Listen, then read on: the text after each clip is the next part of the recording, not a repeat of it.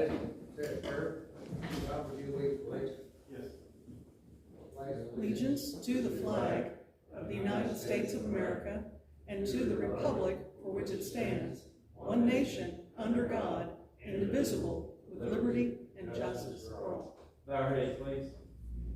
Heavenly Father, we thank you for this day and your blessings. Now, Father, just go with us as we go through this commission meeting, Heavenly Father, but open our minds, Heavenly Father, and do what's best for the county. So let us now read thy correctness in Jesus' name.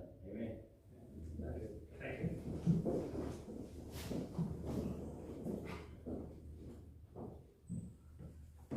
Ever had a chance to look at the claims and minutes? Yes, sir. Any corrections and changes? No. Motion to accept. Todd made a motion. Yeah. Ray second. All in favor, say aye. Aye. Hey, Clark's not here. Rick? You wanna get back to work real quick? Don't give him much time to warm up. Morning.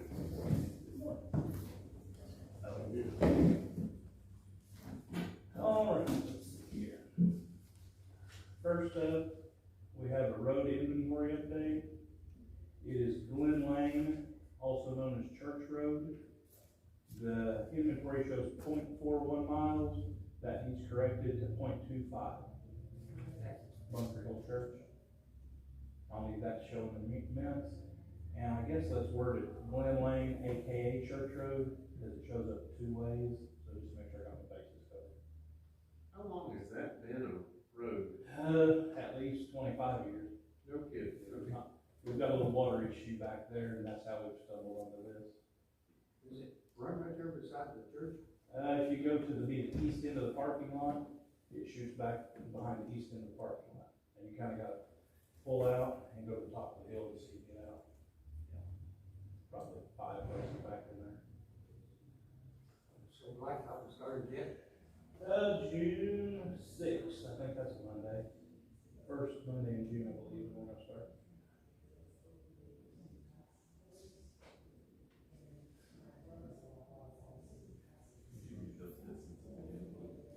It is currently 0.41, and we need that corrected to 0.25. Next up, I have the unofficial detour agreement. They're gonna close down 39 again. I need to get some signatures on this. The unofficial detour will be Mount Road to Cypress Road behind the stockyards, and you'll come out on 39 again.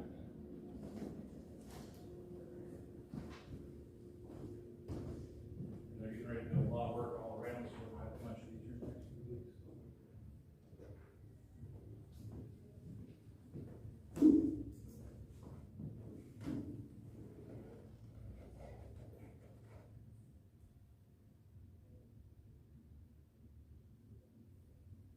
What are they doing on 39? Replacing a culvert, not too far from 56, So, talking about a week maybe? probably. Is it bridge out there? Yeah, I believe it's finished. Don't want to do that, I haven't checked on it. We haven't opened our road back up to it now yet. It should be good. Appreciate you putting the sign out there on that dead end. One of the ones coming up, I don't know if you know where Wheeler Sawmill is at the top of Newport Knobs. Yeah. They're gonna replace a culvert there under the road, so the detour, the unofficial detour is gonna be the old knobs there. That'll be tricky. You know, big trucks are supposed to use I-65, but there's always one that sneaks through.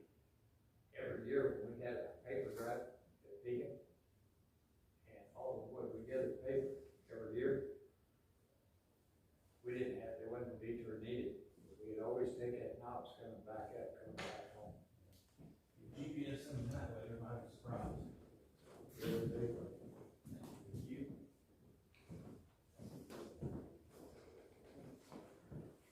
Let's see. The small structure that we're having replaced on Dutch Creek by 335, construction is scheduled to begin the 3rd week of May. I'm looking for maybe a, I don't know, 3-week closure. The bids are already poured, so once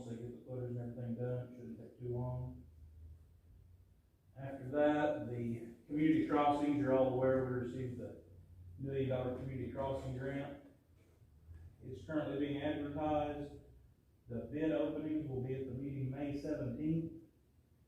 And one thing I kinda wanna touch on, everybody, you know, we get $1 million, we've done it for 4 years now, so it's kind of business as usual, whereas 4 years ago, it's like, woohoo! And one thing, people get the misconception that we get that $1 million, so we have extra money. And I just kinda wanna clear that up. That $1 million is over here, and then we have to match it, plus we have to get those roads ready. And if you're looking at $40,000 with culverts, there's probably 20 to 30,000 in engineering. So we have to take 400,000 out of our regular highway budget to go with this $1 million. So it's not like we end up with $1 million extra, we're actually investing 400,000. So it's not really extra, it actually costs, but we do get, it's a blessing that we get an overwhelming amount of payment out of it. Have you heard anything on your prices? Last I knew, asphalt went from $65 a ton to $74. That's a pretty big jump. And we're not there, we're not started yet, but he didn't anticipate any more big jumps. But that adds up pretty fast. Yeah.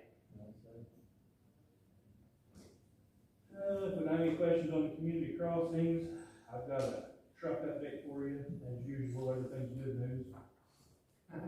We're supposed to start getting them 2 at a time, starting at the end of this month.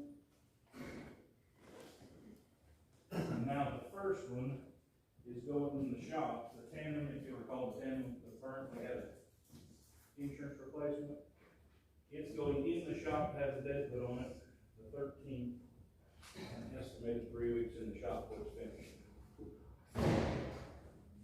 And then supposedly 3 weeks after that, we'll get another one. But the final one shows to go in the shop in September.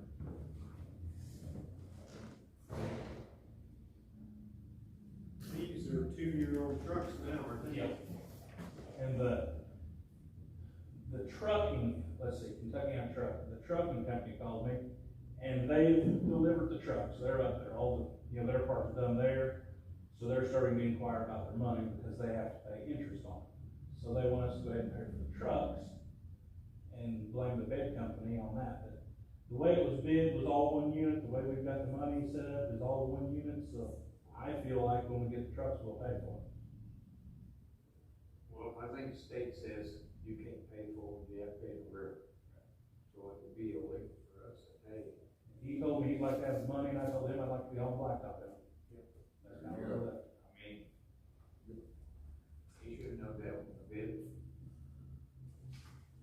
And Monday, we're gonna start mowing in all 3 districts, and all 3 districts are currently spraying. And I think that's all I've got for you.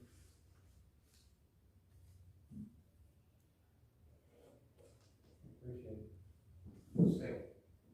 Sale.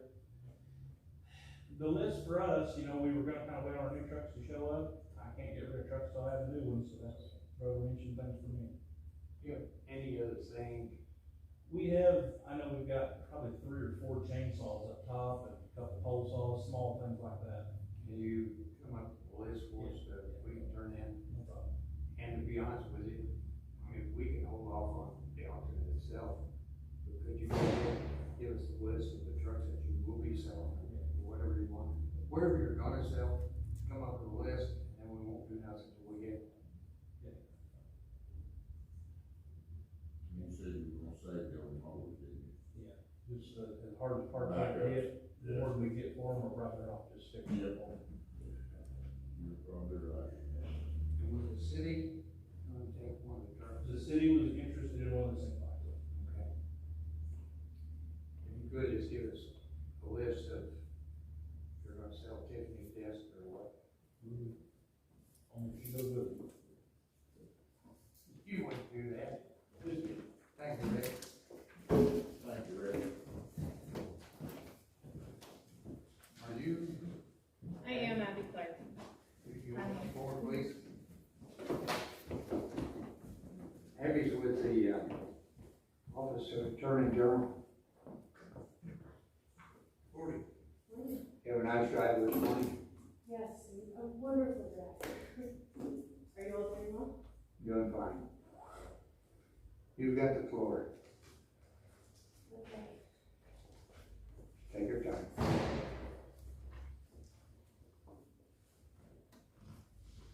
So I'm from the Indiana Attorney General's office, and I'm the Southeast Indiana Outreach Representative.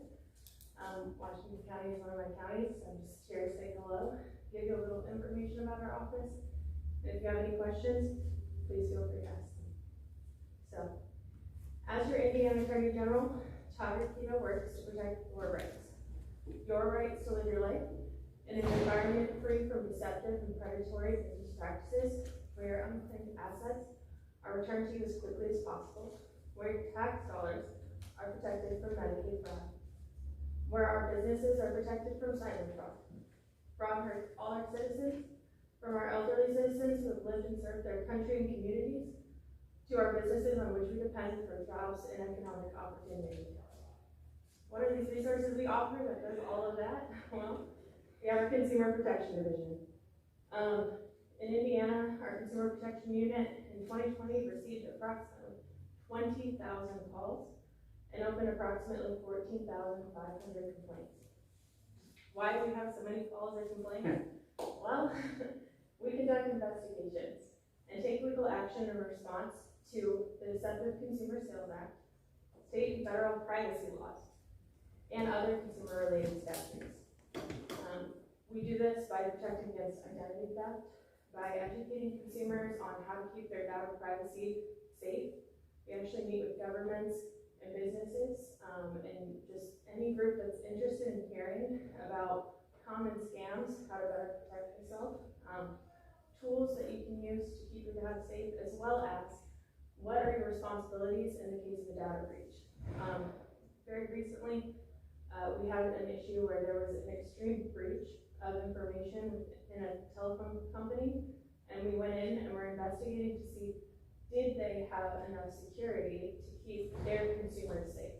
So that's something we do in our investigations. So between 2019 and 2020, ransomware attacks rose by 62% worldwide, and for North America alone, they rose 158%. Would you say that again? Yeah, and between 2019 and 2020, ransomware attacks rose by 62% worldwide. And for North America alone, it rose 158% in this 1 year time period.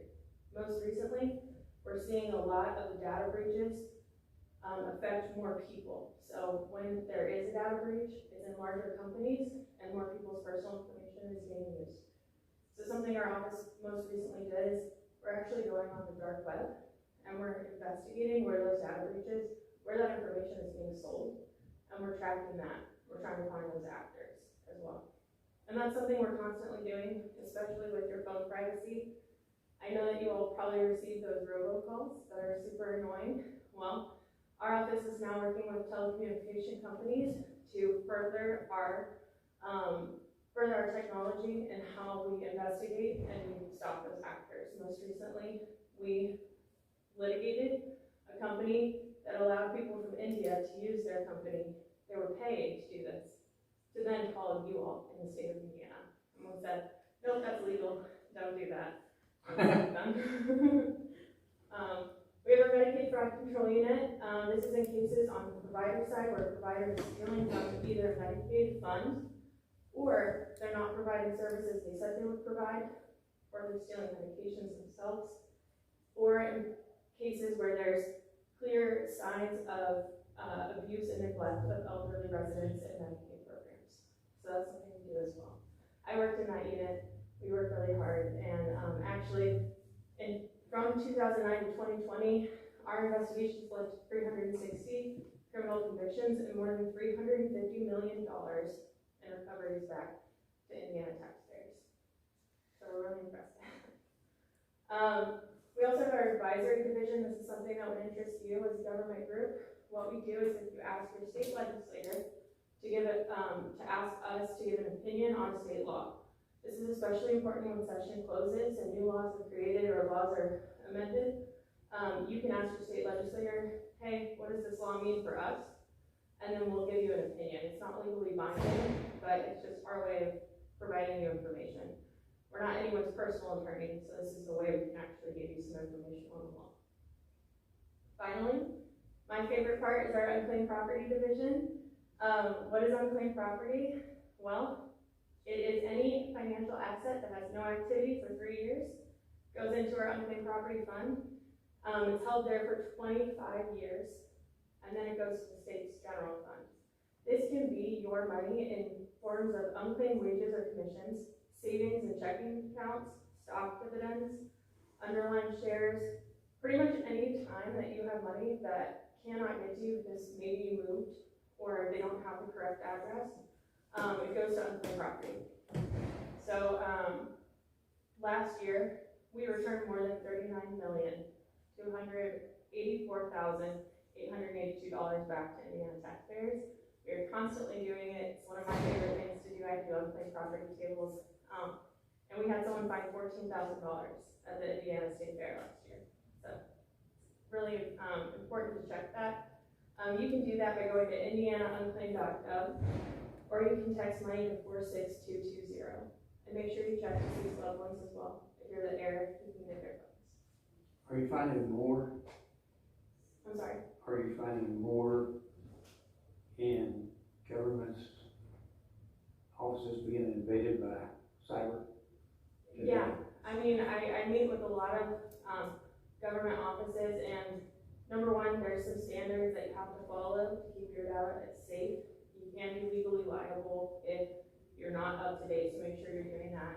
But more than that, I mean, there's phishing emails where they act like somebody else in the office, and then they email that person asking for information or password or something like that, and it's very convincing. Recently, I believe with the assessor's office, there's been a home title scam in which they're sending an official looking document from the assessor's office saying you have to pay $90 to have your home title. It's $1 at the assessor's office. You just walk in for $1, you get your home title. And that's something that's commonly going around right now in Southeast Indiana, so definitely look out for that. And in cases that's happening, always make sure you raise a consumer complaint with us. We have no way of tracking it unless people are telling us, hey, this happened to me. And that goes for robocalls as well. So if you get a robocall, write the number down. And once you have a list or just one number, raise a consumer complaint with us.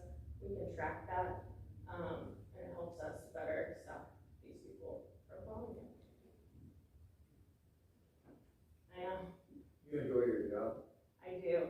I can tell. Yeah, this is what I wanted to do, so. But I think, did you take the stairs up?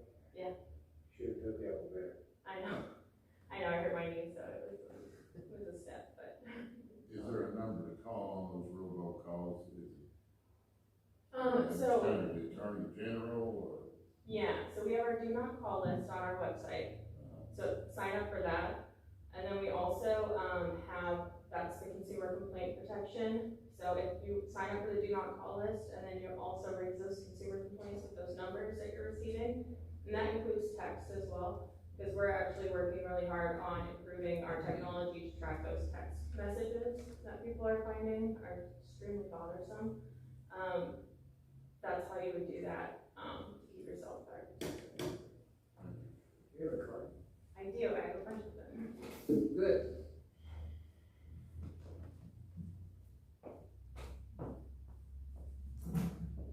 You're welcome.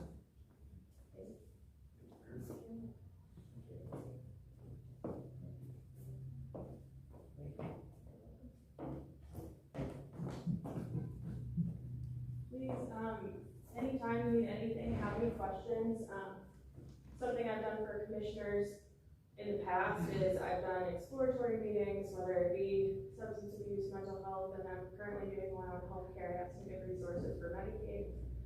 If our office doesn't do it, it doesn't mean I say, oh, we just don't do it. It means I go to all of the state agencies that we have relationships with, and I find you a good contact and some good information. So please contact me if you need absolutely anything. I have my cell phone on here, so if you'd like to text, you can text. Whatever you'd like to do. Any more questions? I have one quick. Go. Abby, to the extent you can speak briefly about the status of the opioid settlement? Yes, I cannot speak on that legally, but I do have a document that I can send over to you all, that has that status on it. Because So if somebody has a card, so I can email you the. Sure, I'll give you mine. Well, let's wait until. Yeah, that's what it is. Thank you. It may take me a moment. Save my year. Yes, Good information. Awesome. Thank you. appreciate your work. Appreciate it. I appreciate you all taking the time and letting me come and speak to you. Thank you. Come back and see us. Huh? Yeah, Elevator's right. right outside the door. I'm probably gonna stay for a little bit, if that's okay with That's you. fine. I like to listen. That's fine. No, it's your- You are. Thank you. Thank you. Our insurance government. Did you pay attention to that last statement? I did. How she's returning money to that. That one. You Glossed over that one. You have any good news like that for us? I hope. No check today, no check today. Good mail. It's in the mail, right? May get lost in there. Yeah. Hasn't come in this morning, kind of report to us before it was coming up. Literally through the organization that Amazon used to. Floor yours. Okay. Share all the good news. Yes, well, early indications was what was requested by you to see where the health insurance and commercial insurance stands for 1/1. It's pretty far out there, but I reached out with Humana. They did offer, like last year, an early renewal offer, and they hope that they can do that again this year. So last year it was the flat renewal offer, and so if they're looking like they will be giving us another offer like that, I'm thinking positive with that, with Humana. My suggestion is always to, budget for 10%, and if anything comes in less than that, then, we're in good shape, but, hopefully another flat renewal, but, we'll see. On the commercial side, with the way things are right now with inflation, claims 2 years ago cost X, now it's obviously more. So that's a hard one at this point, since we're just in May, to know where that one's gonna land. As an industry, insurance, we are seeing trends that are, across the board, commercial, personal lines, all of that. Those are typically going up right now. What did you say on that one? 10 to 15, I would say. There has been some claim history going on. We did increase the coverages on the buildings as well. So that's not going to show an increase, but it is something to take into account there.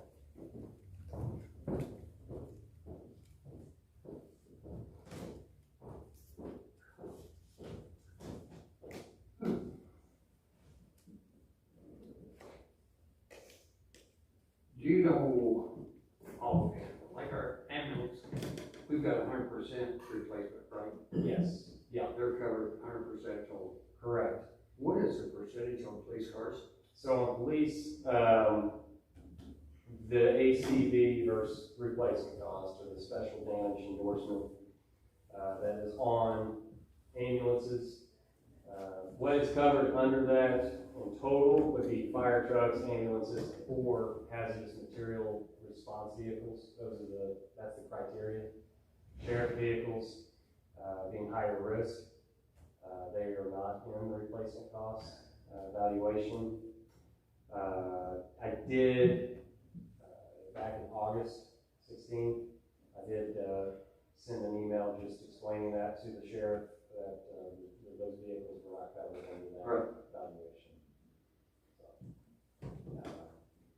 they're just on ACV, which values are higher, as we all know right now, but it is not replaced us on sheriff vehicles. Okay, use that. The deductible, I don't have that in front of me, but I believe it's just $1,000 deductible on this. And we'd ask you at one time, if we go to some extra grounding up there at Justice Center? Say that again? If we go to extra grounding on the building at the Justice Center, can we get a lower rate if we do this? Extra Grounding, lightning protection. Protection. Oh, extra grounding, lightning, yes. On a discount for having that extra protection, I can check on that. Would you? Yeah, I'm not 100% sure, but definitely check. I know we've had quite a few claims on some of the air conditioning up there, what have you. They would love to, Radio gear. they'll be happy to know all of that. I think it's assumed that you had proper grounding again. We do have grounding, but there is a better grounding, Proper. and that's what we're trying to do. Proper, because there were some areas in that map that looked like that wasn't being grounded properly. Okay. There is one other thing that I was gonna bring up is, on the ancillary benefits, we had switched, and it's a 7-1 on the renewal for the dental. We did that, if you recall, due to a local provider, that jumped out of the Humana network, which left no in-network provider in our county for that. That provider is moving away from Dynamax, which is under the Nippon policy. So we're kind of back to square one with no in-network provider. It's tough, but I have found one. Tammy and I, we called all the local dentists to see if there's one that goes across the board. We are now appointed with Delta Dental, and it seems like everyone is in network for Delta Dental. So I am going to put together a quote proposal with them and see how that matches up with the coverage that you have now. The main thing is trying to get a provider that would have in-network capabilities for the employees. I should be able to get those here fairly quickly on that. That's all I got. No check. No check today. No check. Somebody in training, right? Yeah. Thank you. I'm glad to get a check each time. That's what we want. I know. Appreciate it. Yep, thank you for that. Thanks.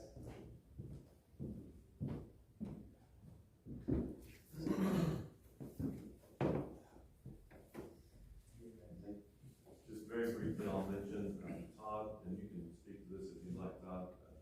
Todd has sent me a draft of a noise ordinance, a proposed noise ordinance, so I've not really looked at it, but apparently that's in the works, so if there's any comments you guys would like to make at this point, feel free, but I expect over the next 2 to 3 meetings, I'll have a draft of something and discuss it as you guys would like. Aaron? Todd? No, sir. Rick? No, sir. No, sir. Chelsea, you come in, do you have anything? We only adjourn, right? Recess. Our meeting. Right? That's 6 o'clock. Good night. Gotcha. Be there. Thanks, everyone.